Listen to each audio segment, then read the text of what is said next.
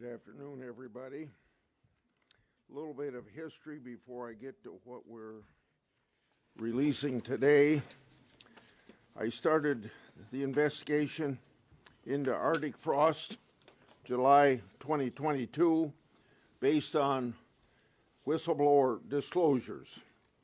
Based on these disclosures, we know that weaponized taxpayer-funded agents and prosecutors advanced the investigation. As Arctic frost advanced, 92 Republican organizations or individuals were targeted, not just Trump, and they were added to its scope. And author of that targeting list was Special Agent Walter Giardino. He's the same weaponized agent who was involved in other cases against Republicans, including Peter Navarro.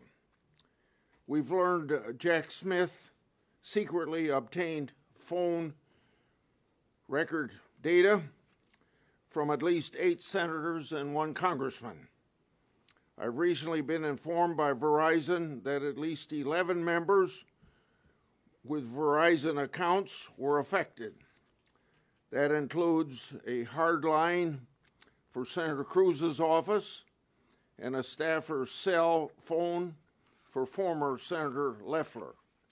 AT&T informed me they challenged the legal basis for Jack Smith's efforts, and Smith backed down.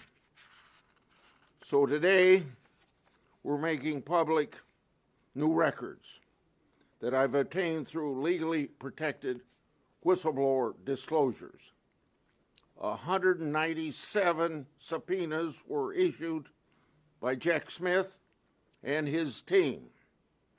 These subpoenas were issued to 34 individuals and 163 businesses, including financial institutions. And one of the points of contact on many of these subpoenas was that person I previously named, Special Agent Walter Giardino. The subpoena requested records and communications related to over 430 individual and organizations. All of them appear to be aimed at Republicans. A subpoena to Event Strategies requested records relating to Turning Point USA and the Republican Attorney General's Association. One subpoena to Apple sought records relating to Trump and the January 6th prison choir. Earlier this year, I obtained emails between and among J.P. Cooney, one of Jack Smith's prosecutors. That email exchange was March 2023 about a partisan news article on January 6th, and this is what Cooney said in the email.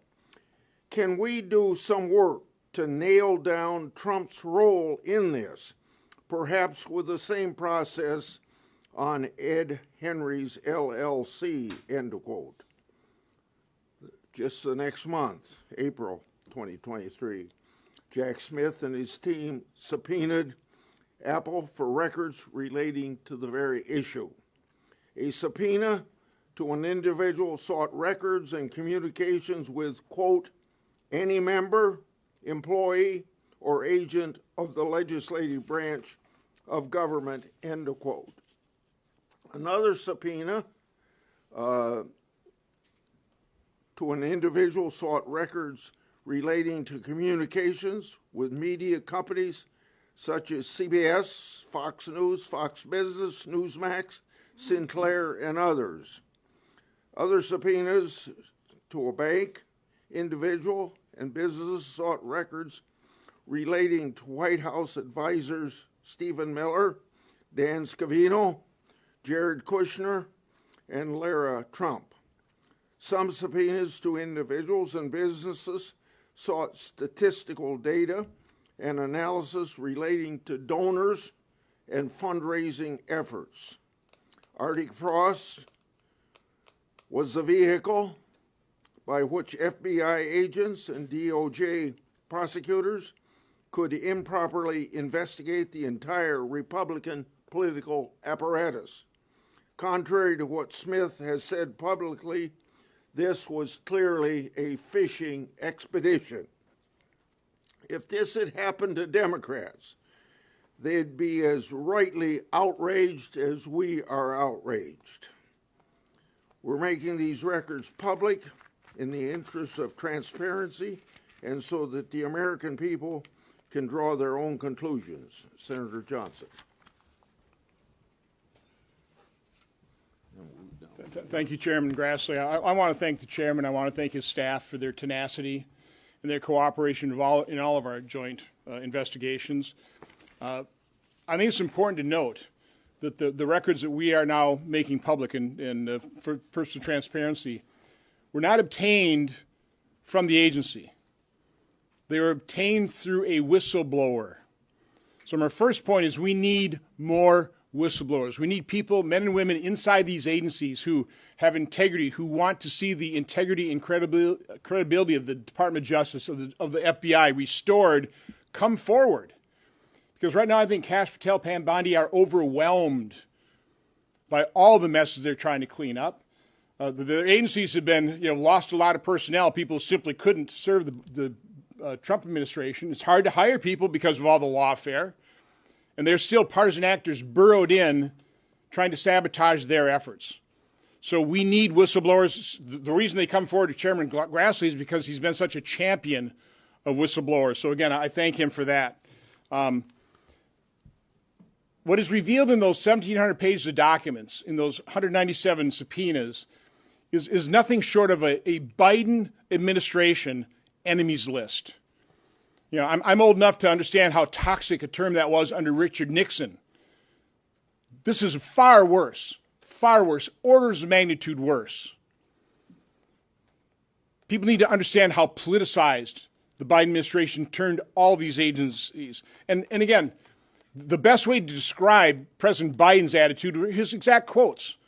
How he thought basically half America were domestic terrorists. In September 2022, in front of Independence Hall, he said, Donald Trump and the MAGA Republicans represent an extremism that threatens the very foundation of our republic.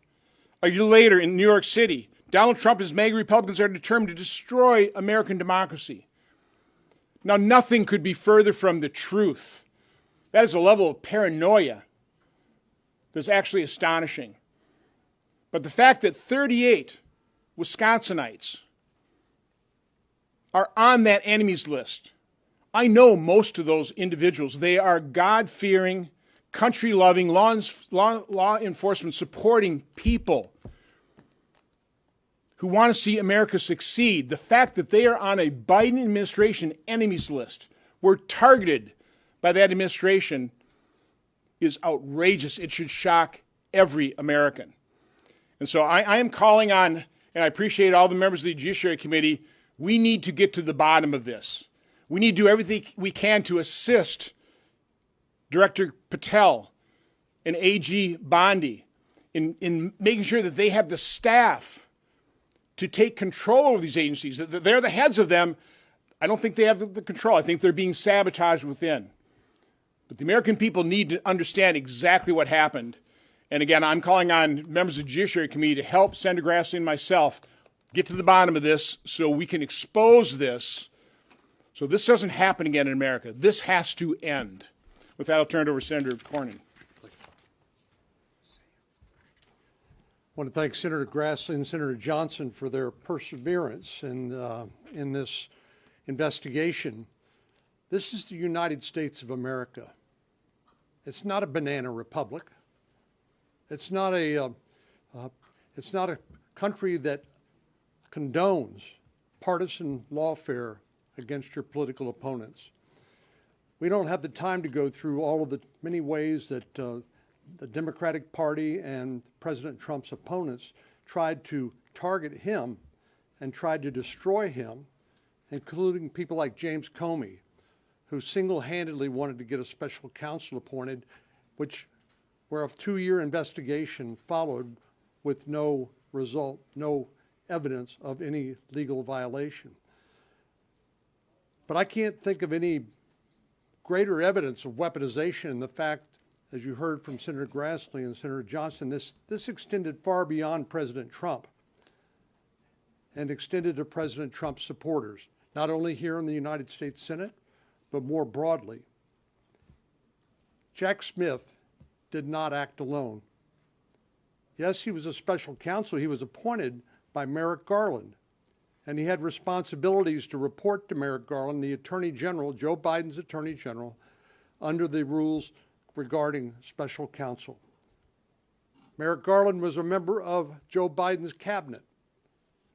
He was willing to do whatever Joe Biden and his political operation wanted him to do, including destroying President Trump, including abusing our justice system for partisan purposes. And here, to me, is the most troublesome part of all this. If they would do that to the President of the United States, if they would do this to United States senators and members of Congress, what would they do to you? People who don't enjoy the bully pulpit or the platform that elected representatives have. This ought to be a chilling message to each and every American who loves this great country and believes in our constitutional system and equal justice under the law. Thank goodness for Senator Grassley and Senator Johnson for their investigation, but we will get to the bottom of this. Senator Cruz. Arctic frost is Joe Biden's Watergate. Merrick Garland was a fundamentally corrupt attorney general. Jack Smith was a fundamentally corrupt prosecutor. This was a political enemies list from the beginning. 197 subpoenas for 430 Republican entities and individuals. That is an absolute and egregious abuse of power. The Biden Justice Department signed off on issuing subpoenas for the phone records of at least 9 U.S. senators. 20% of the Republicans in the United States Senate were the target of this fishing expedition. They did so in complete contravention of the Constitution, of separation of powers, of the speech and debate clause, of free speech, of basic rights of privacy. This is an executive who believes it is justified spying on their opponents in the legislature because they convince themselves the ends justify the means. I want to talk to you about one of those subpoenas. One of those subpoenas went from Jack Smith to AT&T, seeking my cell phone communications.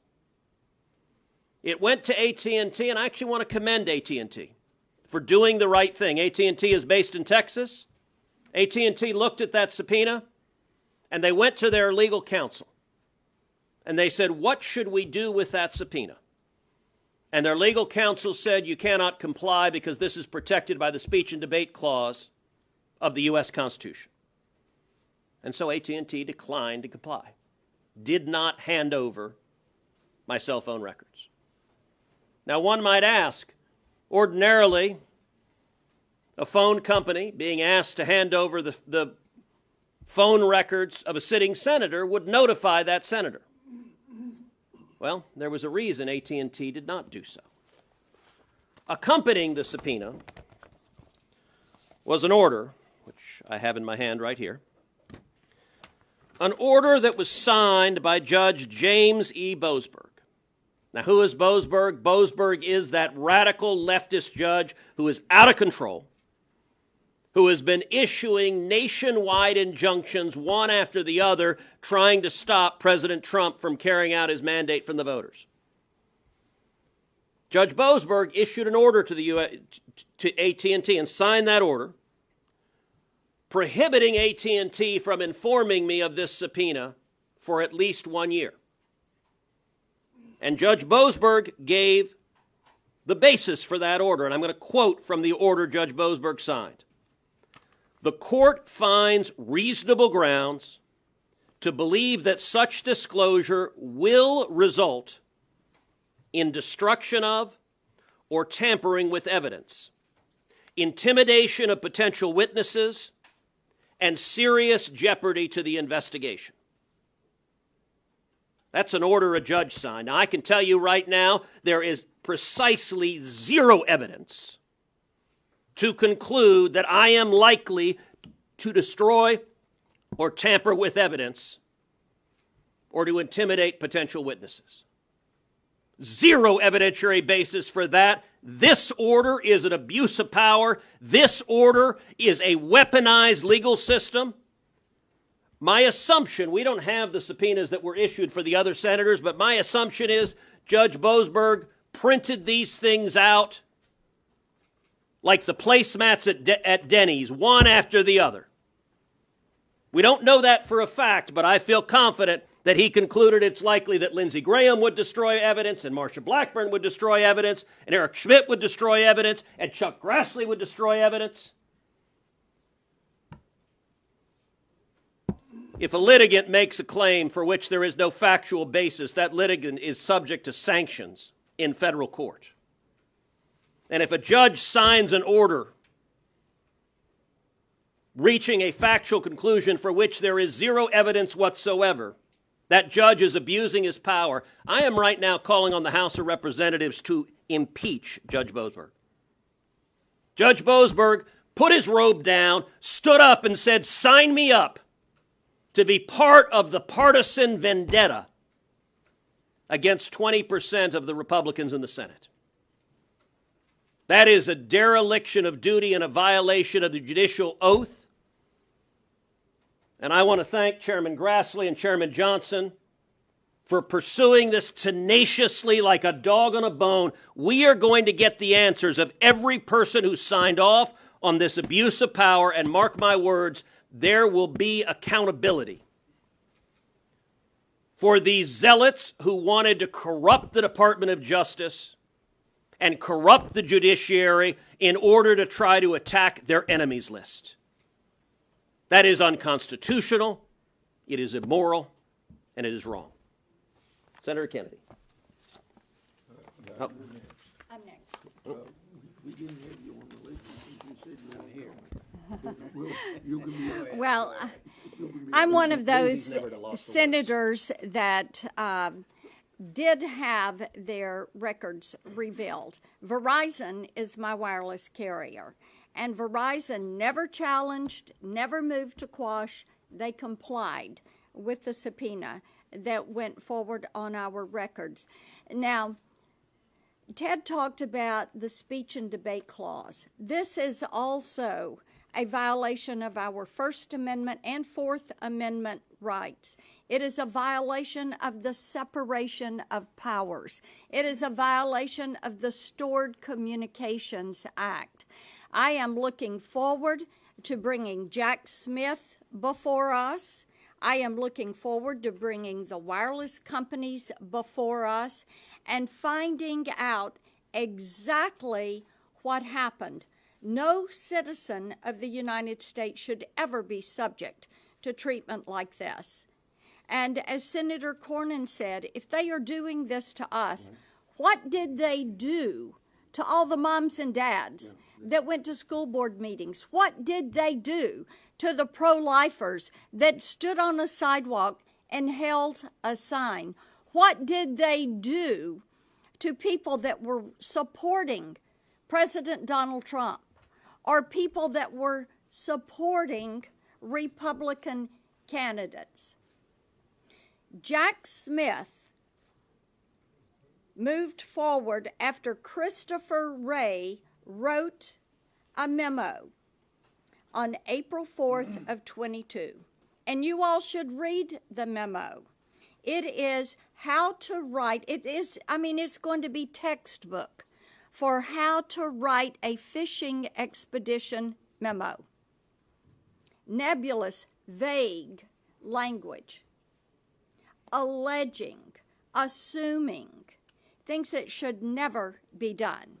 And then Lisa Monaco puts her mark on it, encouraging Merrick Garland to sign it so that they could put Jack Smith in as a special counsel.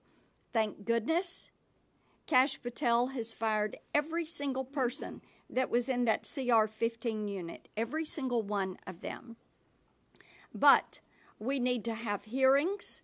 We have encouraged the DOJ to refer Jack Smith to the Office of Professional Conduct, and they need to work with us to provide the documents so we can have a more fulsome picture about what has transpired with this. It is worse than Watergate. It is deep, it is wide, and we are just beginning to scratch the surface. Okay, and Schmidt. Well, Lindsay. Go ahead. Lindsay. No, go ahead. We'll do it by height. I'll go. You're on the short end of that one. Yeah. I'm closer to the earth. So here's what I'm thinking about. If Trump had not run in 2024, would any of this happened? No. So what I want to explain to the people of the country is that within several days of him announcing, I'm going to seek the White House again, an avalanche began to form. And I really do believe that none of this would have been happening if Trump had set out the 2024 cycle. But once he announced, I'll have my own chart one day, we'll show you what happened and when it happened. Within about 8 months of announcing, he had 91 felony charges against him in Georgia and New York and other places. So here's what I think, that when he said he wanted to have a political comeback, it triggered the Democratic machine to destroy him before he could ever get started. And in their effort to destroy him, there were no boundaries. The goal was to stop Trump and to look at anything and everything that could stop Trump and ignore the Constitution and a lot of other things. I was the chairman of the Judiciary Committee in January 2021. I don't know about you, but I'm offended that somebody in 2023 would subpoena my phone records to find out where I was at when I called somebody and who I called and where they were at. It's none of their damn business. I have a constitutional duty, like the rest of us here, as chairman of the committee regarding the 2020 election.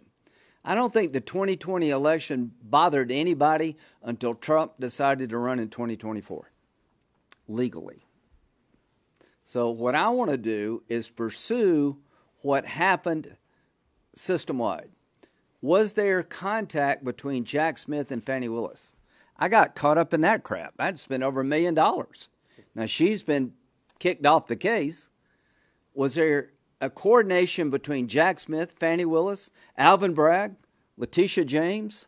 Did they talk? Did they share information? Is it just an accident that all this happened within days of Trump announcing, and within 8 or 9 months, the Republican candidate, one of the candidates for president, had 91 felony charges in the deepest blue districts in the friggin' country? You think that happened by accident? I don't think so. And we're going to get to the bottom of it. And I want to know, was there any coordination between Fani Willis and New York by Jack Smith? We're going to get every piece of paper we can get, and I want Jack Smith to come forward, but I want the information first. He's not coming and testify when we're in the dark to the Justice Department. Please expedite the requests made by Senator Grassley and Johnson to give us any information that may exist between Jack Smith and Fani Willis, Alvin Bragg, and Letitia James. I want to know, did they talk? If they talked, what did they talk about, and when did they talk? As to me, I want to know why Verizon did the opposite of AT&T. I want to know what they asked for and how deep and how wide it went. Now, I want to know if there's an order signed by a federal judge basically slandering me, saying you can't tell Lindsey Graham because he'll do bad things. Now, if that happened, I'm not going to let it go. I'm not going to give it a pass, nor is Ted or the rest of us. So we're going to get to the bottom of it for the benefit of the future. If this can happen to Trump, it can happen to anybody that the system doesn't like. And the system one day can come after you is what's being said here. So people literally need to pay a price for this. Some people may need to go to jail. Some people may need to be fired. But if they violated my constitutional rights, if they trampled on the separation of powers involving me, I'm going to sue the hell out of these people. I think what happens sometimes in this town is that we have multiple news cycles in one day, and big events can sort of get lost in all the things that are happening in the news of the day. But I think that in this instance, I can't think of a bigger political scandal in the last 100 years. So if you want to compare it to Watergate, this is 100 times worse than Watergate, and here's why. To sort of amplify the point that Senator Graham was making, 3 days after President Trump announced he was running for president, this system was weaponized against him. Jack Smith, who is notorious in prosecutor world as being a Stalin-like, show me the man, I'll show you the crime prosecutor. That's the guy you appoint when you want to get your political opponent. He's a dirtbag. A dirtbag. And I hope he comes before this committee. He's got a lot to answer to. He not only went after President Trump, he went after sitting senators. At the time, I was the chairman of the Republican Attorneys General Association. Ashley Moody was also on the executive board. He came after us.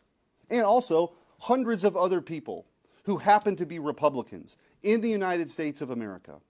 What else happened? The #2 prosecutor in Atlanta, a state prosecution of President Trump, which was ridiculous to begin with, somehow meets with the White House. The #3 person at the Department of Justice leaves the #3 job at the Department of Justice to go work for Alvin Bragg, a state prosecutor. Why is that?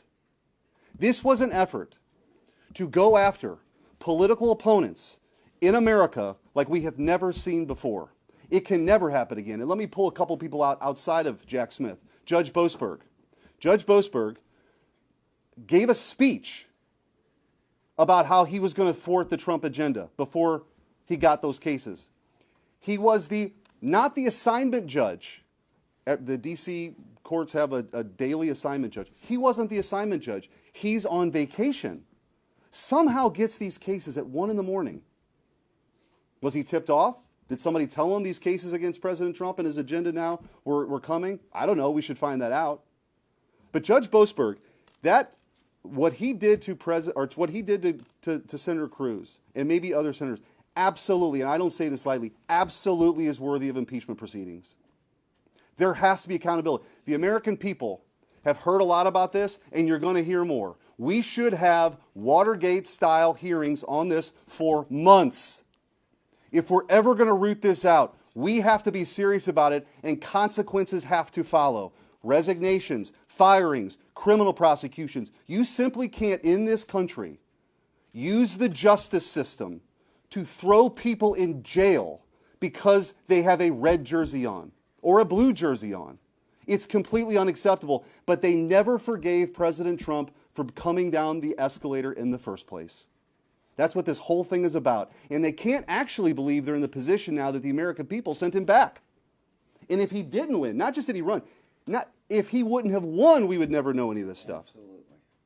It's just the mere fact that he won, delivered a historic political comeback nobody alive today has ever seen. Is this an issue? So we have to actually do something about it, or it will happen again. I want to thank Chairman Grassley for his leadership, only because of the respect that he has with whistleblowers and his dogged determination and that of Senator Johnson are we even here today. And there's a lot more to come. This is just what we know right now.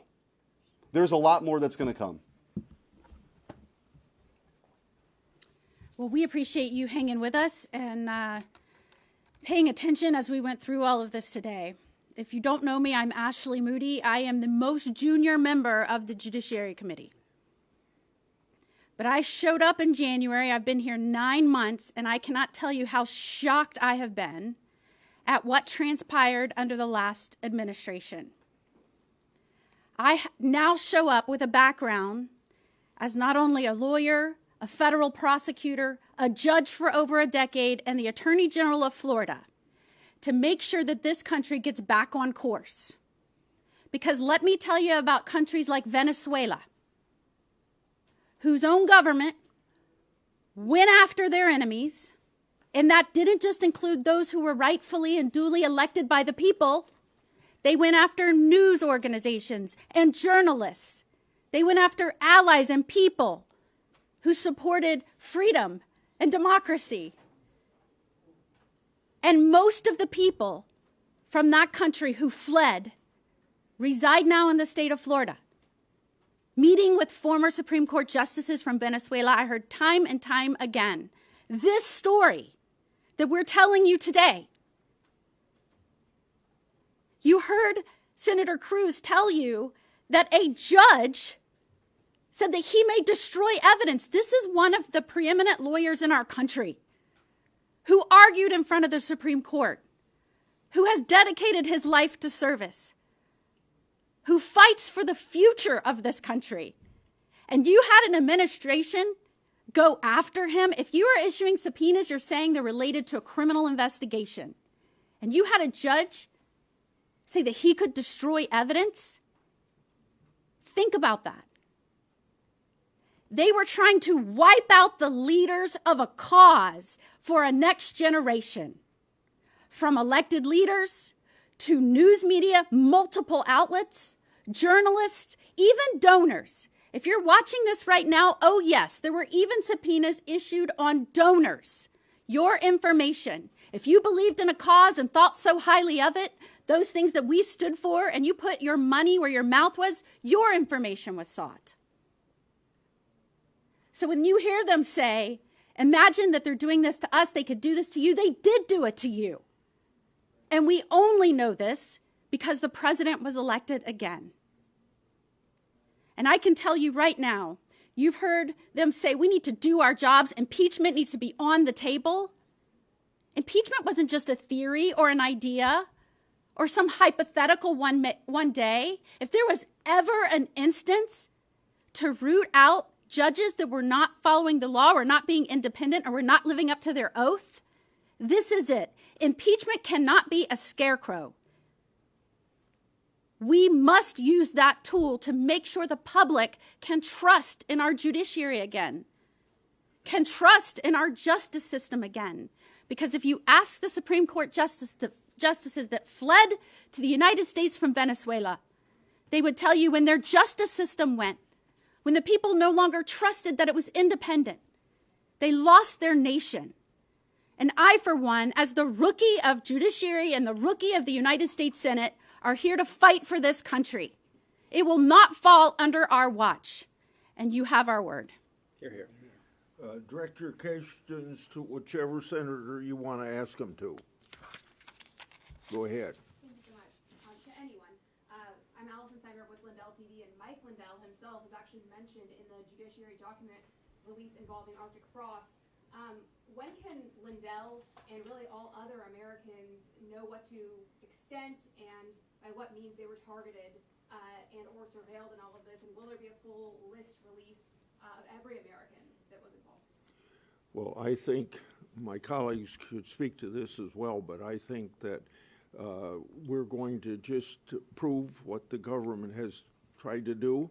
We get more documents to do it, and we don't know everybody that's probably been involved yet, but we've got evidence that too many people, and this process should have never